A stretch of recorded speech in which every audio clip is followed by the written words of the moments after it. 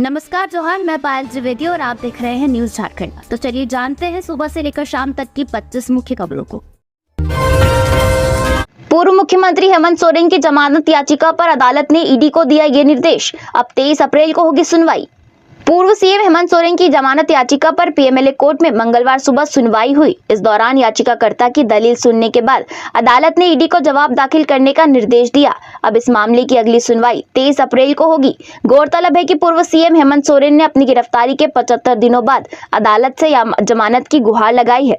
झारखंड के ये पूर्व मुख्यमंत्री फिलहाल बड़गाई अंचल की जमीन से जुड़े मनी लॉन्ड्रिंग मामले में जेल में बंद है। 31 जनवरी 2024 को ईडी ने उन्हें गिरफ्तार किया था। कुछ दिन पहले इसी केस में जमीन के फर्जी दस्तावेज तैयार करने वाले मोहम्मद सद्दाम को गिरफ्तार किया गया था।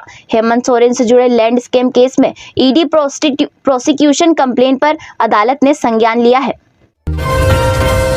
रांची में 9 ठिकानों पर ईडी की रेड, जमीन घोटाला से जुड़ा है मामला। जेएमएम नेता के घर भी दबिश, जांच जारी। राजधानी रांची में ईडी ने एक बार फिर दबिश दी है। जानकारी के मुताबिक 9 जगहों पर छापेमारी चल रही है। इसमें एक ठिकाना जेएमएम के नेता अंतु तिर्की का भी है। सुबह 6 बजे से छापेमारी शुरू हुई है। वहीं सूचना के मुताबिक ईडी की अलग अलग टीमें रांची के तुपुदाना, बरियातू, मोरहाबादी और पंडरा इलाके में छापेमारी कर रही है। जेएमएम नेता अंतु तिर्की के बरियातू स्थित आवास पर ईडी की टीम जांच कर रही है। बताया जा रहा है कि आज रेड जमीन घोटाला से जुड़ी हुई है। इस मामले में पूर्व सीएम हेमंत सोरेन की गिरफ्तारी हो चुकी है। ईडी ने पूछताछ भी की है। हाल ही में इसी केस में ईडी ने जमीन दलाल सद्दाम का गिरफ्तार किया था। इसके बाद पूछताछ के बाद उसके बयानों के आधार पर नए सिरे से छापेमारी की जा रही है।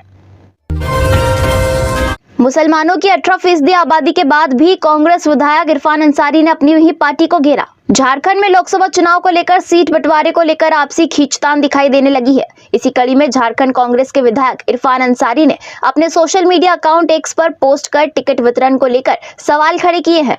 उन्होंने एक पोस्ट में लिखा कि 18% आबादी होने के बावजूद झारखंड में एक सीट मुसलमान को नहीं देना पार्टी की बहुत बड़ी भूल और आत्मघाती कदम होगा। पार्टी के इस निर्णय से समाज में भारी आक्रोश है। इतनी बड़ी आबादी को नजरअंदाज नहीं किया जाना चाहिए। इरफान अंसारी ने आगे लिखा कि कुछ नेताओं ने भ्रम फैलाया है कि अगर मुसलमान को टिकट दिया गया तो वो ध्रुवीकरण हो जाएगा, तो इसकी क्या गारंटी है कि अन्य किसको टिकट दिया जाएगा वो जीत जाएगा। झारखंड के कई जिलों का पारा 40 के पार, 3 से 4 डिग्री और बढ़ेगा। 21 अप्रैल से राज्य के कई हिस्सों में दिखेंगे बादल। झारखंड में धीरे धीरे तापमान में बढ़ोतरी देखने को मिल रही है। अगले 3-4 दिनों में तापमान में 4 से 5 डिग्री तापमान बढ़ने की संभावना है। 16 अप्रैल को मौसम शुष्क रहेगा। राज्य के किसी हिस्से में बादल या बारिश के आसार नहीं है। राज्य में अधिकतम तापमान 37 डिग्री सेल्सियस और न्यूनतम तापमान 23 डिग्री सेल्सियस के आसपास रहने की संभावना है। राज्य में 21 अप्रैल तक मौसम में किसी बड़े बदलाव की संभावना नहीं है। 20 अप्रैल से राज्य के कई हिस्सों में आंशिक बादल छाए रहने की संभावना है, लेकिन इस दौरान मौसम शुष्क रहेगा। 21 अप्रैल को भी राज्य में बादल छाए रहेंगे। मौसम विभाग ने किसी तरह का अलर्ट जारी नहीं किया है। राज्य में तापमान भी 19 अप्रैल तक बढ़कर 39 डिग्री के आसपास रहने की संभावना है, जबकि न्यूनतम तापमान 25 डिग्री सेल्सियस के आसपास रहेगा।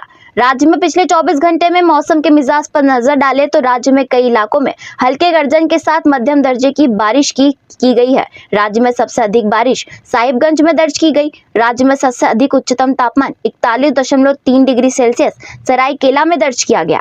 सबसे कम तापमान 22 डिग्री सेल्सियस गढ़वा का रहा।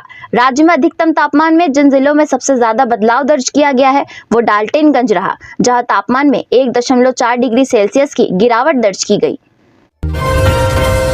गिरिडीह में वाहन चेकिंग के दौरान 9,95,000 रुपए जब्त, पुलिस वाहन मालिक से कर रही पूछताछ। गिरिडीह में एफएसटी टीम ने फिर से एक बड़ी कार्रवाई की है। दरअसल लोकसभा चुनाव के मद्देनजर चलाई जा रही वाहन चेकिंग अभियान में 9,95,000 रुपए नगद जब्त किया गया है।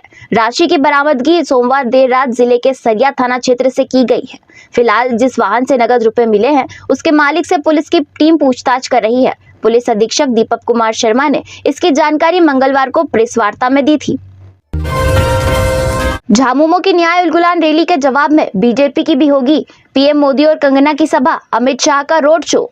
21 अप्रैल को रांची में झामुमो की न्याय उलगुलान रैली के जवाब में भाजपा ने भी रैली की तैयारियां शुरू कर दी है। रांची लोकसभा सीट से भाजपा के प्रत्याशी संजय सेठ ने पार्टी के शीर्ष नेतृत्व से प्रधानमंत्री नरेंद्र मोदी, गृह मंत्री अमित शाह और कंगना रनौत के रांची में कार्यक्रम की मांग की थी। इसकी मंजूरी पार्टी के शीर्ष नेतृत्व ने प्रदान कर दी है।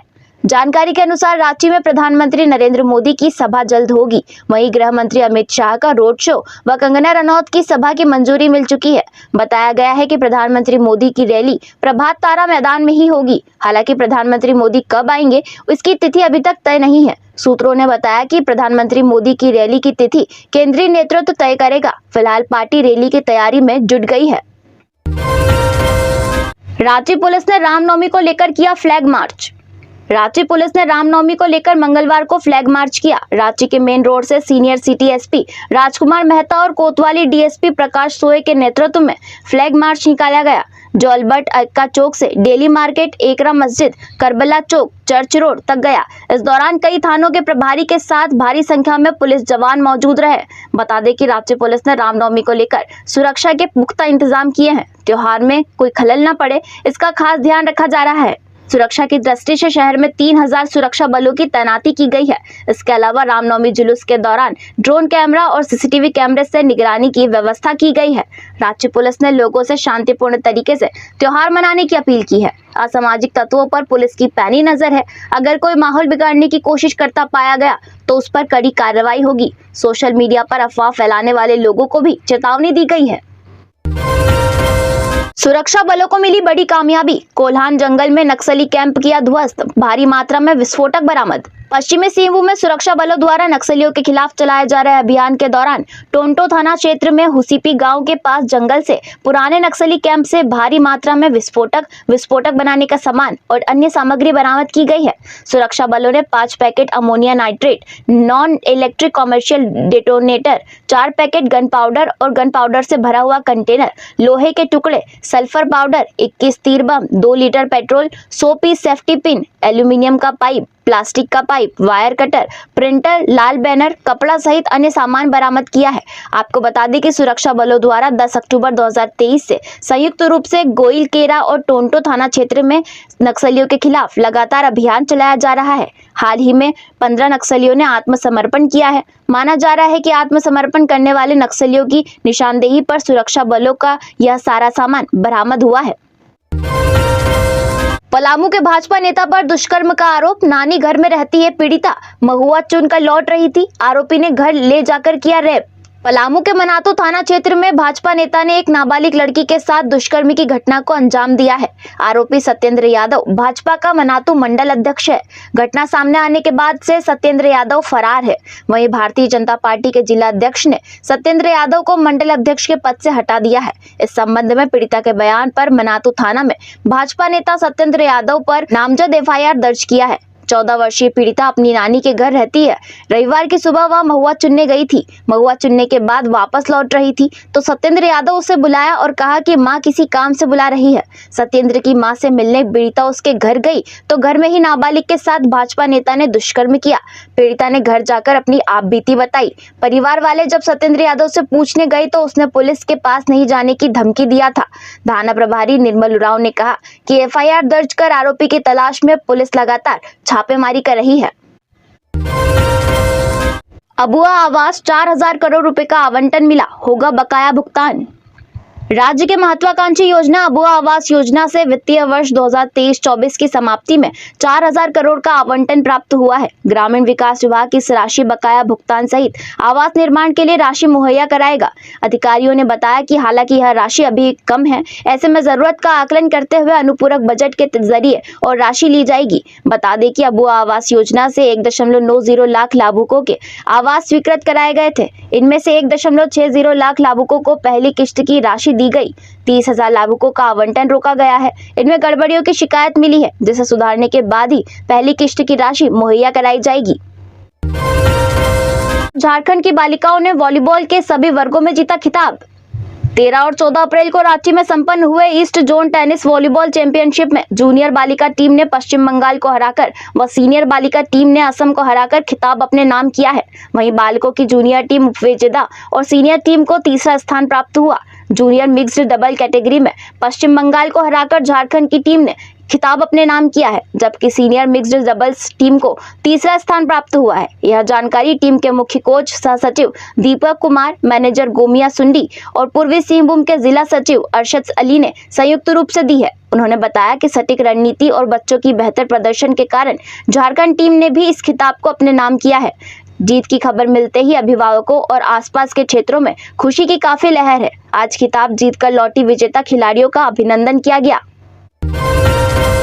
हजारीबाग में रामनवमी की तैयारी में विद्यार्थी, गुरुकुल की छात्राएं सीख रही अस्त्र शस्त्र का परिचालन। झारखंड के हजारीबाग जिला की रामनवमी बेहद खास है, जहां राम भक्त 3 दिनों तक अपना शक्ति प्रदर्शन करते हुए मर्यादा पुरुषोत्तम श्री राम का जन्मोत्सव मनाते हैं। इस वर्ष अर्ष कन्या गुरुकुल में पढ़ने वाले विद्यार्थी अपना कौशल रामनवमी जुलूस में दिखाएंगे। इसको लेकर गुरुकुल में तैयारी भी जोर शोर से चल रही थी। विद्यार्थियों को अस्त्र शस्त्र चलाना, इसमें लाठी भांजना और तलवार चलाना समेत अन्य विधाओं की जानकारी दी जा रही है। गुरुकुल के आचार्य भी कहते हैं कि यह अस्त्र शस्त्र चलाने का प्रशिक्षण नहीं है, बल्कि छात्राएं खुद को आत्मनिर्भर और आत्म सुरक्षित कर सके, इसका प्रशिक्षण है। इसके अलावा छात्र छात्राओं का यह दल रामनवमी के जुलूस में अपनी कला का भी प्रदर्शन करेगा। सीता सोरेन का इंडिया गठबंधन पर हमला, कहा एक एक करके सब जेल जा रहे हैं, जेल भरो अभियान कब तक चलेगा। इंडिया गठबंधन के नेता जनता के सामने मुंह दिखाने लायक नहीं रह गए हैं। इनके कारनामों की वजह से झारखंड में जेल भरो अभियान चल रहा है। इनके पास विकास का कोई विजन नहीं है, यह कहना है दुमका लोकसभा सीट से भाजपा प्रत्याशी सीता सोरेन का। ये तमाम बातें उन्होंने दुमका में प्रेस वार्ता के दौरान कही है। दुमका लोकसभा सीट से भाजपा की प्रत्याशी सीता सोरेन ने मंगलवार को भाजपा कार्यालय में प्रेस वार्ता का आयोजन कर इंडिया गठबंधन पर जमकर निशाना साधा। उन्होंने कहा कि आज इंडिया ब्लॉक के नेताओं ने जनता को ठगा है, इस वजह से ये आम जनमानस के सामने मुंह दिखाने लायक नहीं रह गए हैं। उनकी उन्हीं कारनामों की वजह से पिछले कुछ वर्षों से झारखंड में जेल भरो अभियान चल रहा है, जिसकी एक कड़ी मुख्यमंत्री हेमंत सोरेन भी है। गैंगस्टर अमन श्रीवास्तव के चहेते नीरज ठाकुर को झारखंड एटीएस की टीम ने किया गिरफ्तार।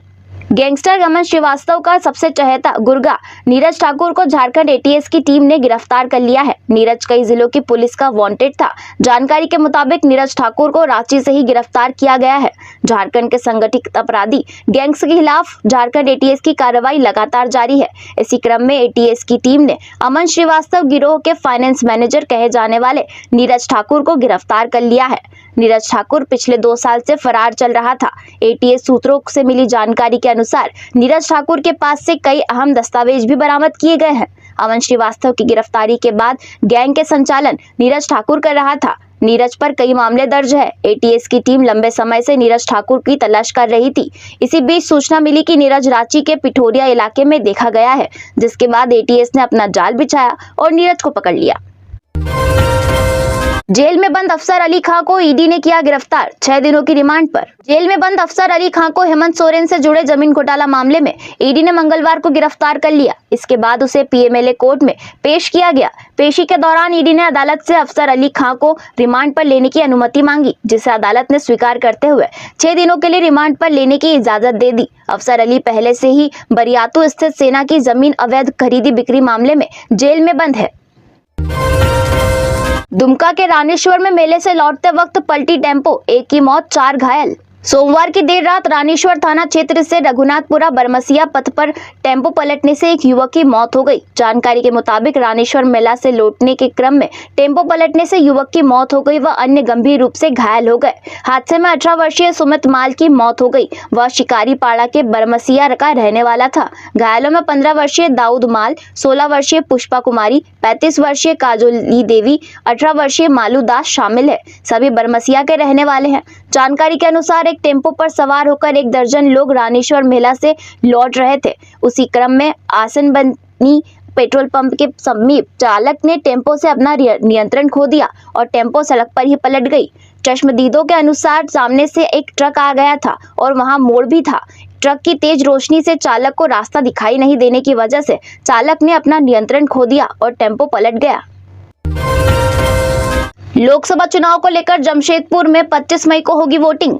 लोकसभा चुनाव को लेकर जमशेदपुर में 25 मई को वोटिंग होगी, जिसको लेकर जिला प्रशासन वोट प्रतिशत बढ़ाने के लिए पूरे शहर में लगातार जागरूकता अभियान चला रहा है। जिले के उपायुक्त सभी अधिकारियों के साथ पूरे जिले में घूम कर युवा और बुजुर्ग वोटरों को वोट के प्रति जागरूक कर रहे हैं। पूरे शहर के चौक चौराहा पर सेल्फी पॉइंट, वोटिंग के प्रति बैनर, पोस्टर लगाए गए हैं। दूसरी तरफ शहर में जिला प्रशासन द्वारा उपायुक्त कार्यालय से लेकर साक्षी आम बागान तक रैली निकाली गई। इस रैली में एनसीसी के कैडेट शामिल होकर शहर के लोगों को वोट के प्रति जागरूक किया। वहीं साक्षी आम बागान में अधिकारियों ने मानव श्रृंखला बनाकर लोगों को वोट के प्रति जागरूक किया। शहर में लगातार अधिकारी वोट प्रतिशत बढ़ाने को लेकर अभियान चला रहे हैं। 7वीं की छात्रा को बॉयफ्रेंड ने रात को मिलने बुलाया, मंदिर के पास रेप के बाद मर्डर। झारखंड में एक नाबालिग से दुष्कर्म के बाद उसकी हत्या कर दी गई। घटना झारखंड के गढ़वा जिले के भंडरिया थाना क्षेत्र के मर्दा गांव की है, जहां 7वीं कक्षा में पढ़ने वाली छात्रा का शव मंदिर के पास मिला। शव मिलने से आसपास के इलाके में सनसनी फैल गई है। आशंका है कि नाबालिग लड़की के साथ दुष्कर्म कर उसकी हत्या कर शव को मंदिर के पास फेंक दिया गया। भंडरिया पुलिस ने सोमवार को नवका गांव के प्रभावन मंदिर के पास से 7वीं कक्षा के एक छात्र का शव बरामद किया। पुलिस ने शव को अपने कब्जे में लेकर पोस्टमार्टम के लिए गढ़वा भेज दिया है। इस मामले में पुलिस ने छात्रा के कथित प्रेमी भेजरिया गांव निवासी पितरू सिंह को गिरफ्तार कर लिया है और उससे पूछताछ कर रही है। जानकारी के अनुसार कथित प्रेमी पितरू सिंह ने उत्क्रमिक मध्य विद्यालय में 7वीं कक्षा में पढ़ने वाली अपनी प्रेमिका को रात 11 बजे मंदिर के पास मिलने बुलाया था। आरोप है कि उसने अपनी गर्लफ्रेंड के साथ गलत काम किया और उसकी हत्या कर दी। बताया जा रहा है कि आरोपी प्रेमी ने शव को प्रेमिका के नए घर के बरामदे में रख दिया और इसकी जानकारी प्रेमिका के परिजनों को भी दे दी। हत्या की वारदात के बाद पुलिस मामले की जांच कर रही है। जमीन घोटाला मामले में फिर बड़ी कार्रवाई, रांची सहित 9 ठिकानों पर छापामारी। ईडी ने जेएमएम नेता अंतु पर कसा शिकंजा। जमीन घोटाला मामले में रांची सहित 9 ठिकानों पर ईडी ने छापेमारी की है। रिमांड पर लिए गए सद्दाम से पूछताछ में मिले इनपुट पर ईडी ने मंगलवार की सुबह 6 बजे से रेड शुरू की है। एक ठिकाना झारखंड मुक्ति मोर्चा के नेता अंतु तिर्की का बताया जा रहा है। अंतु तिर्की रांची के बरियातू में ही रहते हैं। यह जानकारी मिल रही है कि बरियातू स्थित झामुमो कार्यालय के नजदीक अंतु तिर्की के आवास में अधिकारी अंतु तिर्की से पूछताछ कर रहे हैं। रांची के बरियातू स्थित 3.86 एकड़ जमीन हड़पने की कोशिश मामले में रिमांड पर लिए गए सद्दाम हुसैन से ईडी पूछताछ कर रही है। सद्दाम की रिमांड अवधि मंगलवार को समाप्त होगी। इसके बाद उसे ईडी के विशेष अदालत में प्रस्तुत किया जाएगा।